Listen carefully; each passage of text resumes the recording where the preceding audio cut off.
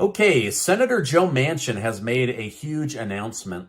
He is seriously considering running for president of the United States because he wants to put the country back in the middle and is worried about Biden's mental health. In order to put the country back in the middle, he's already selected as his top VP pick Senator Mitt Romney of Utah. Mitt Romney lost the presidential election twice. Mitt Romney cannot get reelected in Utah, and now Joe Manchin wants to hamstring his presidential campaign by picking Mitt Romney before he's even gotten going.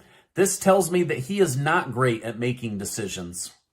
Just a few days ago, the House made a historic decision to impeach Biden's border chief, Alejandro Mayorkas, for failing to implement federal law. Even though the Senate will likely void the bill passed in the House, President Joe Biden was furious as he was symbolically attacked by Republicans. While reacting to the vote, Biden highlighted that Mayorkas is a Cuban immigrant himself who has served the American people for over 2 decades by upholding the law. Well, I guess he forgot to do it once he got in office. All right, now listen.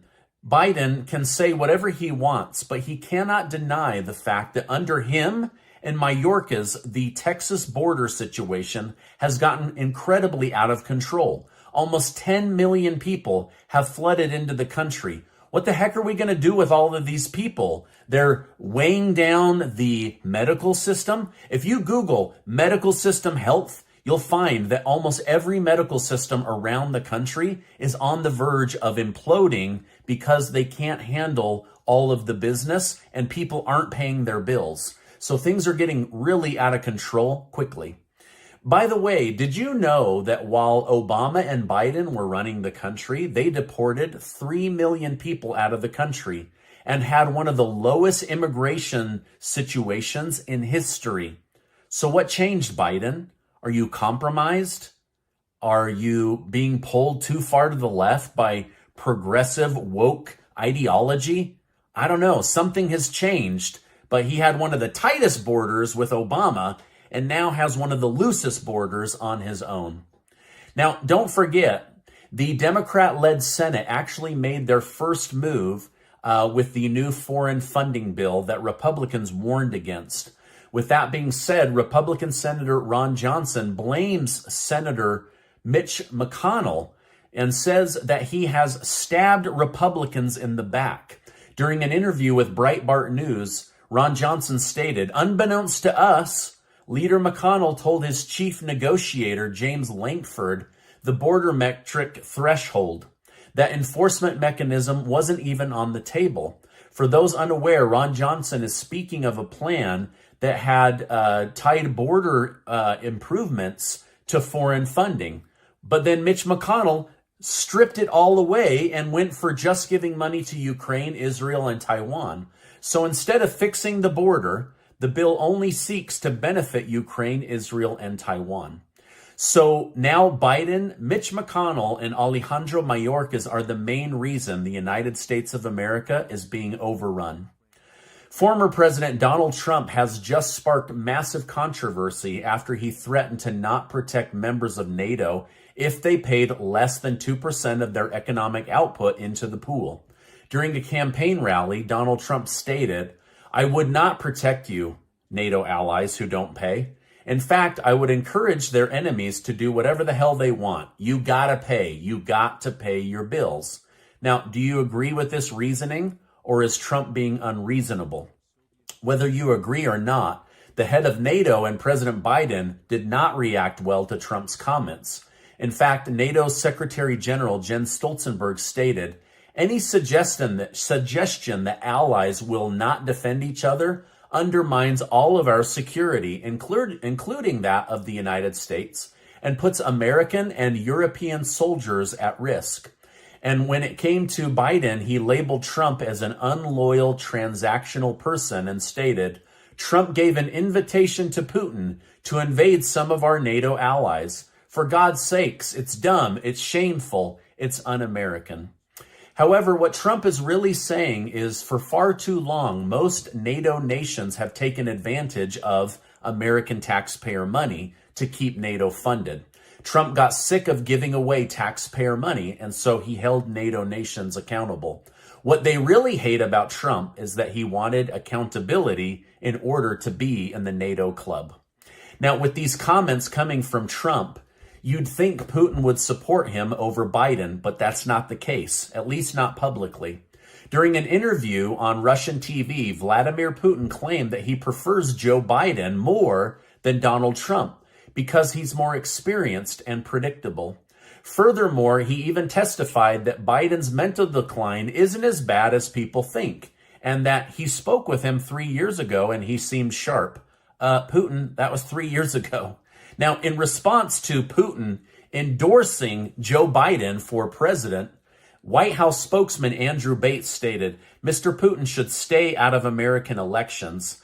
Now, I find it funny that Biden doesn't want to be endorsed by Putin and says that this is just a way to get Donald Trump elected. However, Donald Trump took this as a compliment.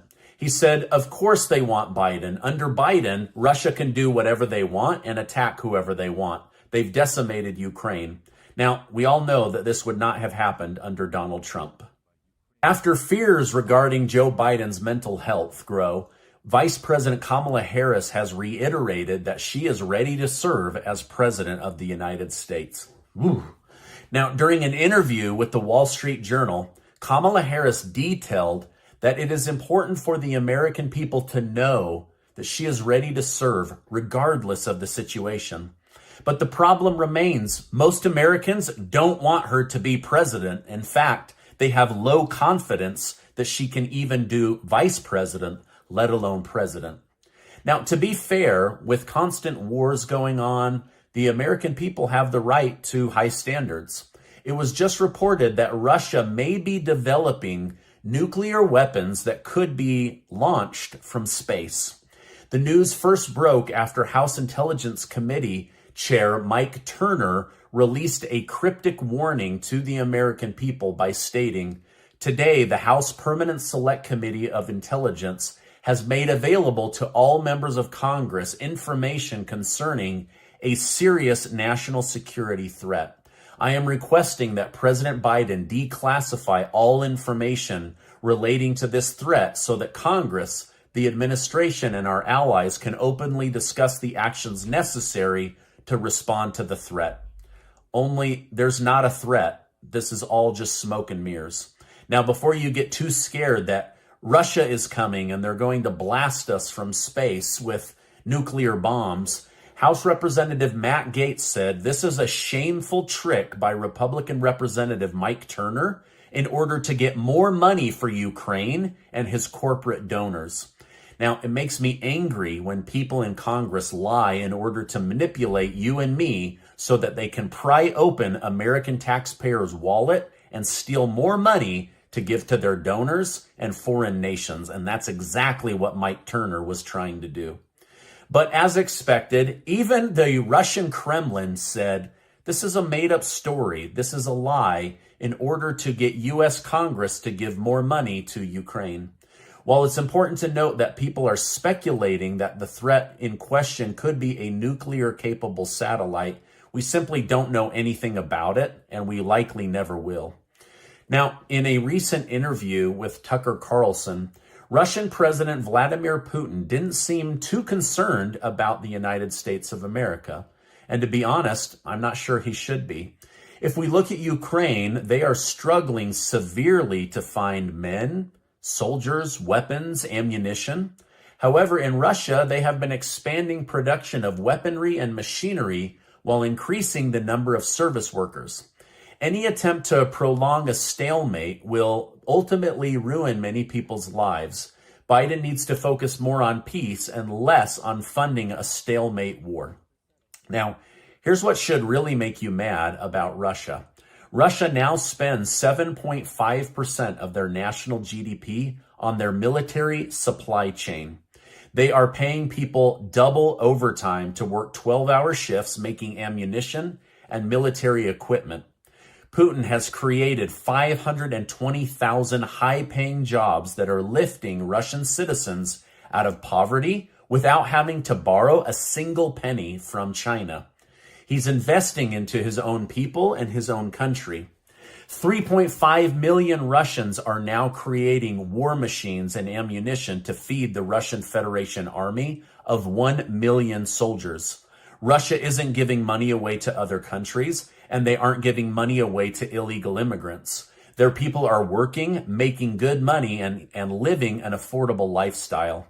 On top of that, Russia's military continues to grow as they increased wages for soldiers, and they are pumping money into the middle and lower income families in Russia, versus the trickle-down economic bullcrap in America, where billionaires get lots of money and then hoard it, and almost none of it trickles down to the rest of us.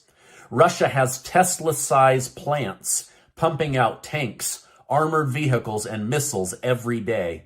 Lastly, Russia is producing 7 times the amount of ammunition, according to information coming out of Estonia. That means that every Western nation, when you combine their ammunition production, including the United States, Russia is producing 7 bullets for every one created in the West.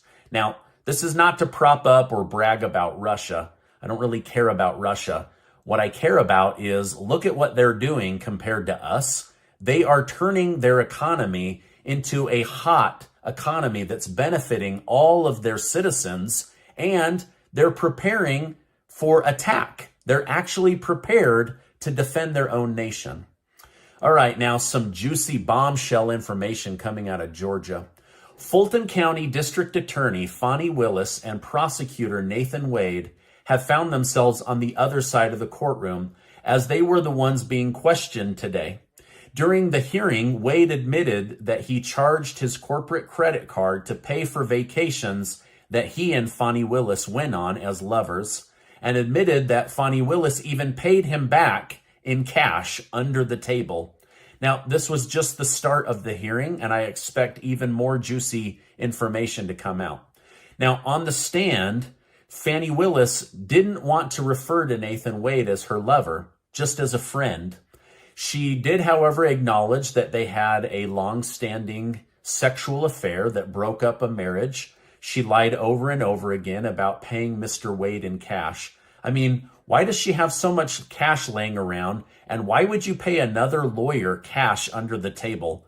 It doesn't really make sense. Her best answer was, black people like having cash. They don't like checks. Now, as you can see, I'm not a black person, so I can't verify any of that.